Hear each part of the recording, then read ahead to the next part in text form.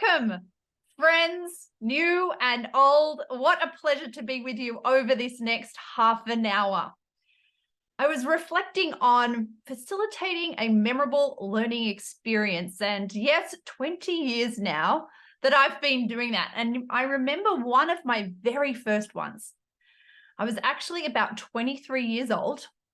And I had begun a business and company that did programs for young people. And we found ourselves in Newcastle delivering a program that was supposed to be about media skills for young people, and a group of young people. We're in Newcastle in a bush retreat, and it was for an organization called YAPA, which is the Youth Action and Policy Association.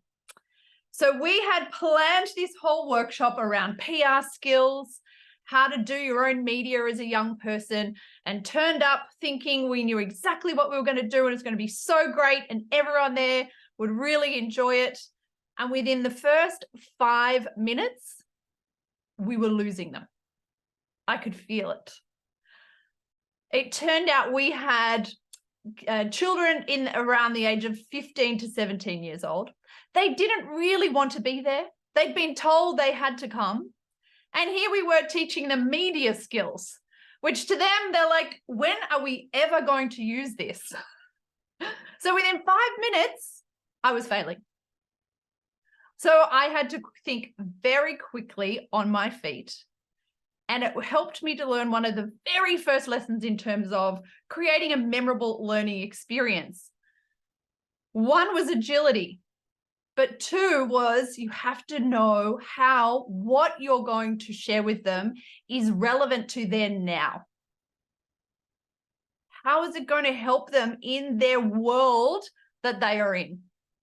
So we turned those media skills into, they got to create an event in their mind that they would love to run.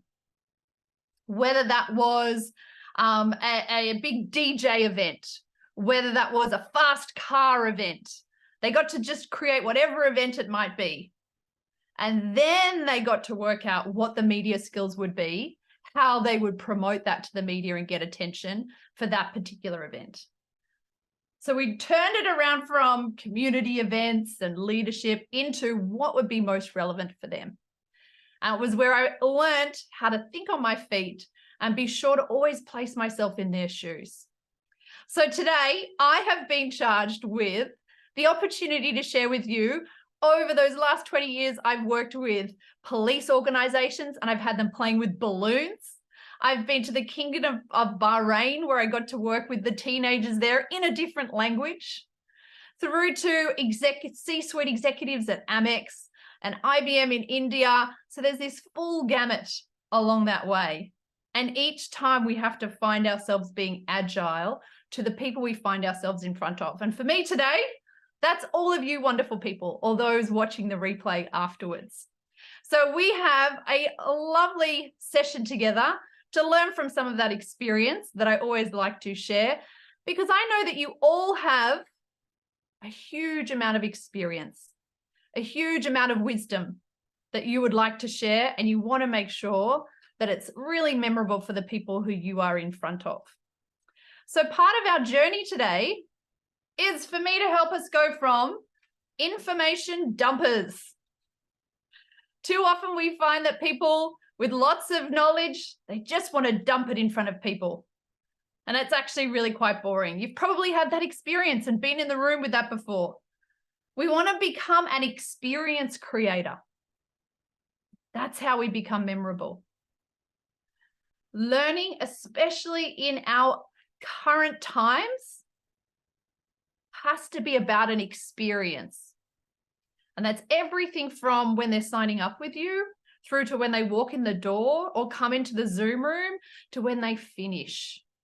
So you actually start to curate all of those different touch points and see how can they turn into memorable moments, but also learning moments at the same time. Now, we are talking about facilitation today as well, though. There's a slight difference when we talk facilitation, isn't there?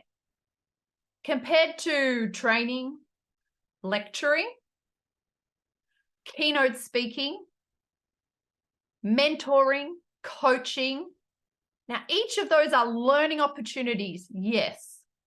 But our real focus for today is around that facilitation element. And I want to broaden some of your ranges. I can see in this room today, many people who are out there speaking, presenting, and training a lot. So there's a lot of wisdom in this room at the same time. And let's see if we can learn from all of that wisdom too. So I'd love to get a quick understanding on, where do you sit? When you're asked to train other people, create learning, deliver some material by speaking publicly, where do you sit? Do you start going, I'd prefer to die, one, or I am Dumbledore level, let me guide you? Give me an indication in the chat right now. Where do you currently sit in terms of your sense of confidence at doing and delivering a memorable learning experience? Craig is at an 8. It's always good to have some room for learning there. Trish is an 8 too. Linda, I can see Linda popped in there. 6 for Annie. 4s. Some 4s in the room. 7, 6s. Alan, excellent. 6. And I'm sure you've probably got some comfort level too. If it's people that you know, people you've worked with before, it feels a little bit more comfortable. Step into a level where you have a sense they're more important, perhaps, or the opportunity is greater for you. Then the nerves can start coming in and we might slip down there a little bit. I 100% believe that communicating well, teaching, training, facilitating, all of them are muscles that can be built. So it's completely possible for everyone, wherever we're starting on that scale, to build these particular skills and then broaden your range. So we've got a sense of where we're starting, which is really important. Now I want to understand, how do you think? Some of you might have seen this one before, but tell me in the chat, generally your go-to, your default mode when you tend to think, do you tend to think more big picture or do you tend to think more detail? Do you like to get all of the little bits and pieces and understand that detail first? Or do you go grand, overarching big story? Trisha's big picture, I would agree with you there, yes. Edwin, detail, yes, good. And I know we can be both, of course, but generally we have a default. Generally we go towards one way. Jeffrey's sitting in the middle on the fence. That's okay as well. Some details in the room, good. We've got a combination of all of them. Now what about, do you tend to think more analytically? Give me the data, let me analyze it. Or do you like someone to draw you a picture of it to help you to understand it more? Where do you tend to sit there? A few visuals in the room. Okay, let's see. Lots of visuals in the room. Maybe that's why you're all teachers and presenters. Have we got any detail people here? And any analysis? Craig, yes, definitely. Good. But you love the data too, Jeffrey. Excellent. So then give yourself a number. What quadrant do you tend to fall into most of the time? 1, 2, 3, or 4? Lots of 2s in the room. Yes. 2 to 4 sometimes. Good. Lots of 2s in the room. 4, Miley. Thank you. Excellent. 2s and 3s. Good. Now, why I want to show you this one is, in any room, you will have people sitting in quadrant 1, 2, 3, and 4. Every single time.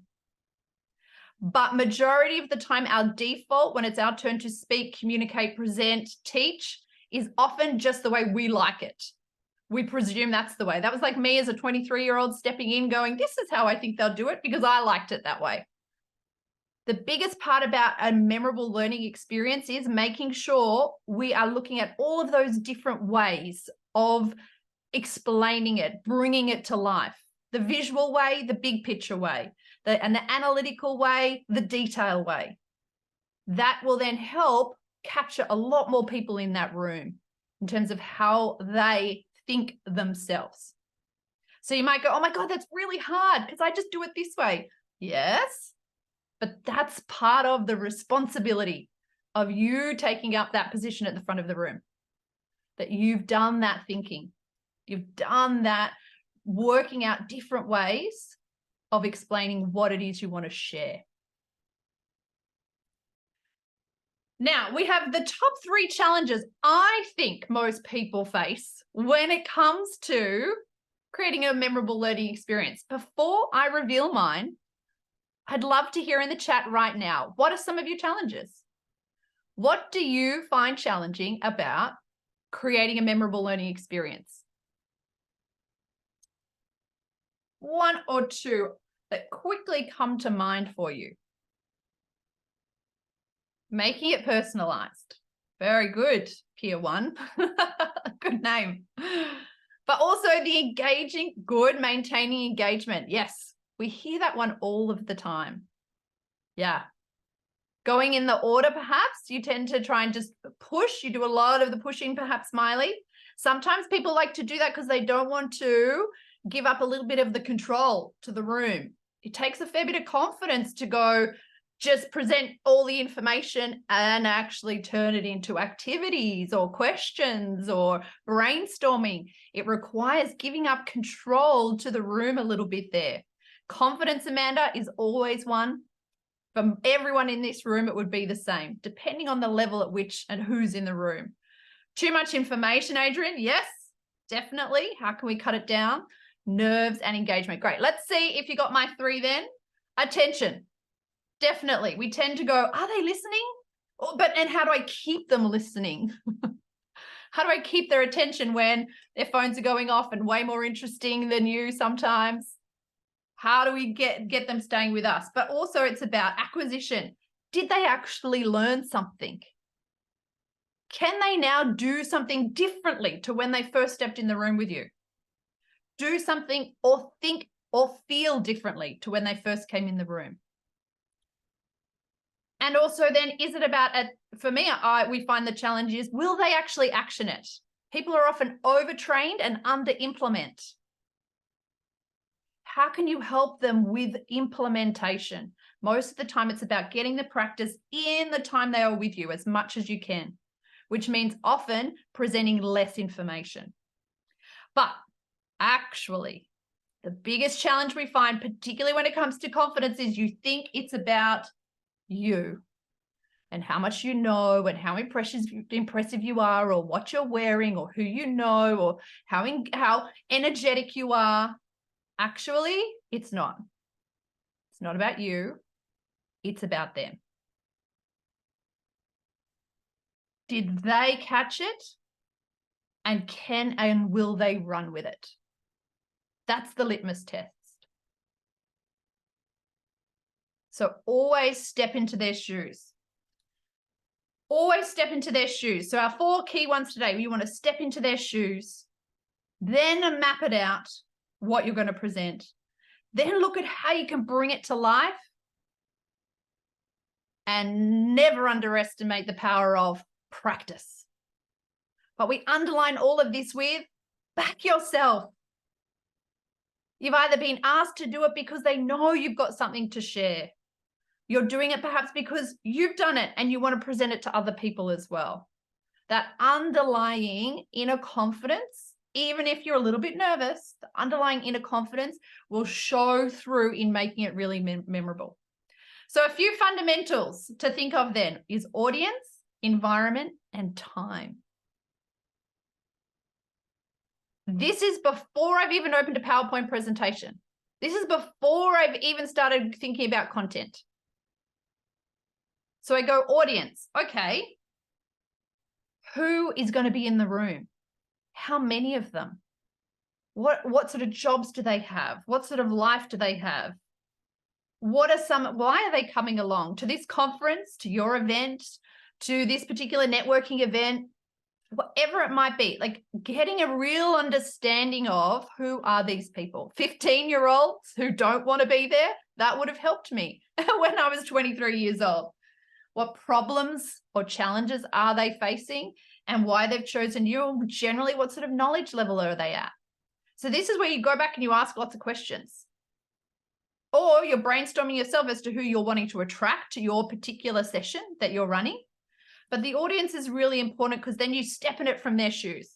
And do you know what I find? Most of the time, your audience is you 5 years ago. Right? It's where you were 5 years ago before you knew what you know now. And then you think, oh my God, what was I worried about? What was I thinking? Who was I talking to? What did I wish I had? It's that sort of thing. But always go back and check with that in the current climate and see if it's still actually relevant. So then we go, okay, I understand who I'm going to be presenting to. Now my environment is so important because it's what I get to play with. It's what I get to play with. So here, is it going to be live or online? That's going to make a big difference as to what I curate, the experience I create. What sort of technology do I have available? Don't be taken by needing to have bells and whistles. It can just be a whiteboard. It can just be some paper on a wall to make it just as memorable. Balloons. I always would carry balloons with me. There are so many games you can play and bring information to life just with some balloons. Room setup. Is it going to be a U shape? Is everyone sitting or standing? Are there pillars in the way? All of this information can really help you to then work out what activities can I be using and playing with in the space. And then the pulse of the day. Sometimes you've got to get a sense of what's the theme of the event and you need to incorporate it. Or sometimes in that week, something big has happened in the news and that can affect things too. Keep that in mind early as you're getting closer because it might be relevant to how people's energy is turning up on the day that you need to then be able to adjust for. Now, sound I think, is one of the most important as well because it can change and shift the energy. So do you have access to sound? Can you control the sound? What is the sound in the room in terms of for everybody else? Now, sometimes we can learn this information before. If not, getting there early enough so you can work that out as well. In the end, it's about then curating that environment. You also need to ask, can you put things up on walls or not? Because we've been many places where they're like, nope, you can't use any of that. And you've got everything planned and you brought it on and they're like, right, okay. You can still stick things to the back of chairs though, most of the time I've found. So you can use that. Time, super important. How much time have you got? 10 minutes, 15 minutes, 30 minutes, 2 hours, a whole day, 2 days. Then you can think about, okay, how do I map out with that? What time of the day? Are you on after lunch when everyone's really tired? Or at 4:30 in the afternoon when no one wants to be there? These things affect what you're going to present and how you do it as well. Think about who's before you or after you as too. Who's the speaker before me or the workshop before me and who comes after me? That plays a part in, well, what's my role on the day? Who's going to help you with timekeeping? So I've got a nice big clock sitting up here for me to be able to see very easily. But on the day, if it's keynote, you want to know if there's going to be one of those playback screens in front of you or not. Time is really important. Everyone's aware of it these days.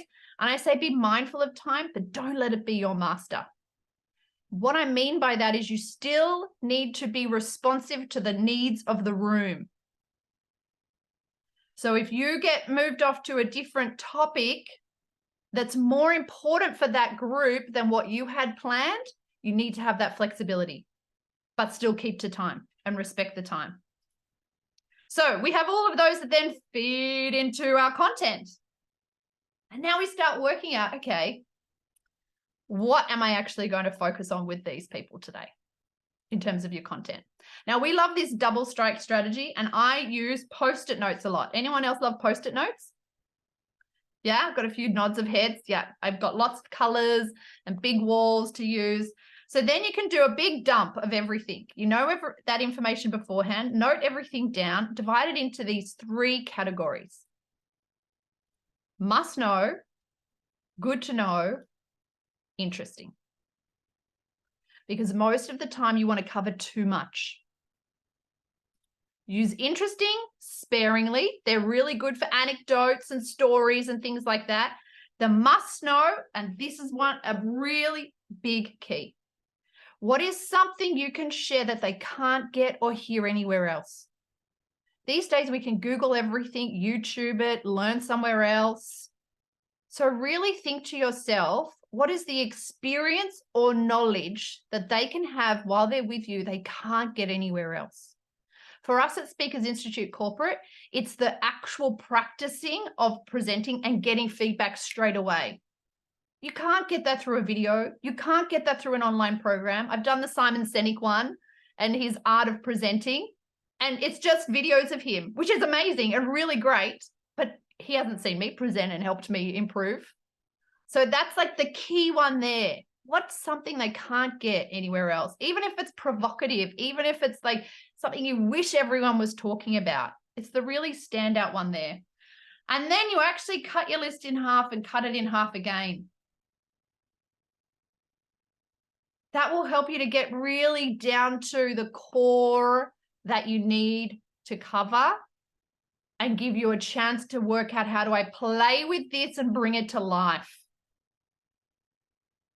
rather than just lots and lots of information, unless you've been told to do that. Context is important. Sometimes you get told, just bring it all. Now, to be memorable, less content, more practice. Now people go, but then they won't know I haven't shown them everything I can do. Along the way, you can leave hints. There's more. So what we're going through today at Speakers Institute Corporate, we do it as a 2-day program where we get to pull these apart and we practice them as well. So along the way, maybe if you're doing a shorter condensed version, it's hinting that there are more. You're not trying to give them everything. So then I really like to map it out with my Post-it notes. So I go, okay, my main core idea, then I've cut my list in half and half again. I've got my core points. Now I can map out beginning, middle, end. And if I just come off share for a moment, for this particular session, I'm a big handwriting person on pieces of paper. So that's what all of these ones were before, was me mapping it out. Before I've even opened a PowerPoint, because then I can start to see what's the arc, what's the journey that I'm going on, and then we can start to inject some really great ways to bring it to life. So we've got a sense of, we know we're covering the most important, but we actually want to inject some interaction. Most people don't do this next part. Most people stick it out and stay there. They go, yep, presentation, put the PowerPoint together, no worries, done. Get up and fire hose us all. This is the difference. How can you inject movement? How can you have people moving during the session? For us, we use this walk of wisdom. So after each little micro piece of learning, they'll write what they've learned, stand up and place it on the wall. At the end of the day, we can take a walk through all of the wisdom and see and get a really good summary. But it creates movement in the room. There's lots of different ways you can do movement. Now, where can you ask questions? Where they're actually answering, if you've got the time to back and forth, because you'll get the wisdom in the room. Perhaps these days, you can use polls when you're at conferences. Where can other people share their experiences? Where can you inject your stories as well? They really bring it to life. Obviously, using the chat. Make sure you do that. Where can they share in pairs? Turn to the person next to you, share your last great learning experience if you were together. The share in pairs is a very quick and easy way. Adds energy to the room, helps them switch off you and come back to you. Doing group work and breakouts is a really key way. Make sure there's maybe time to do the personal stuff as well as the group stuff. I love to use people's names. That's what's really engaging. People feel like I'm being seen and I'm important. If you want to do co-facilitation to bring it to life as well. Quizzes are great. Using metaphors are important. Perhaps a video, scenarios, and then I put role play ? There seems to be this thing when you walk into a training room and people say, and you say, we're going to do role plays. Everyone goes, right? Maybe call it something different, breakout rooms with scenarios. But they're great ways of bringing it to life. It's all about how you actually deliver it with confidence. But the game changers, I know you're all here for these. This is what I've noticed make a real difference. Connection before content. So before you roll into delivering of your content, how can you connect with people in the room a little bit? Sometimes it's a personal share of a story. Sometimes it's asking people to tell you who they are and where they're from. Sometimes it's about getting asked what job you're doing, which was what we popped into the chat, or ask for their challenges. That's often how we start a lot of our programs, because you don't want to presume too much. You know exactly where they're sitting at the moment. So connection before content is a great way for people to feel seen and heard. It helps you as a facilitator as well. Turn them into micro-learning moments. Don't do a big chunk of content, 40 minutes worth, and then ask them to put it into practice. How can you break them into 15, 20-minute sections? Practice. 15, 20-minute sections. Practice. Feedback. Yes, it means less content, but they're putting more practice in there. Live coaching is something we use a lot, and it's where people can see the difference straight away. This takes a lot of skill and mastery, because you're basically coaching someone on the spot in front of other people. But it can be a really powerful way for people to go, oh, that works. I want some of that. So if you can do that, inject that in. I always love games, and I always have quite a toolbox of theatre sport games, balloon games, obviously, that I then make relevant to what we're talking about. So jump online and find training games, theatre sport games. Pushes people out of their comfort zone, so you have to be confident in how you deliver it, but they always shift the energy, and people love them. They are the highlight a lot of the time. Use the wisdom in the room. How can you ask for other people's shares? How can you bring in, how did somebody else do this? How can you find out where other people in the organization get their resources from? Facilitating, don't presume you are the only person with the wisdom. And often what this means is people make more connections then, and that's how it becomes really memorable. Don't be afraid of some silence either. People think that memorable learning experiences are all about whiz bang, lots of noise. Actually, silence. Ask a question. Wait. It can feel a little uncomfortable, but wait. Be really comfortable in your own skin. We can feel it. That makes a difference. If we can feel like you can play with it and be flexible, then we're going to really feel connected to you and like you and want to learn more. This takes practice. Don't worry. It's a practice thing. But where can you find some play and fun in it? So a memorable learning experience, we want to step into their shoes. Then we get to map it out. We bring it to life and we practice it. But of course, back yourself. So I've got a final 2 questions for you. I'd love for you to put into the chat right now. What did you catch today? What's something that you're going to use from all of that? Lots of different ways to make it memorable. And what will you run with and put into action? I'd love to see it in the chat. Pop those in there. Connection before content. Edwin, thank you. Alan, some micro learning is good. Keep it small. Connection before the content, peer 1. Thank you. What else? Less content, more practice, Miley. Excellent. Good. The game changers, Jeffrey. Can't wait to see how you use them. It has been an absolute pleasure to spend these 30 minutes with you all. Thank you all for your time. Tell me in a follow-up what it was that you're putting into practice straight away.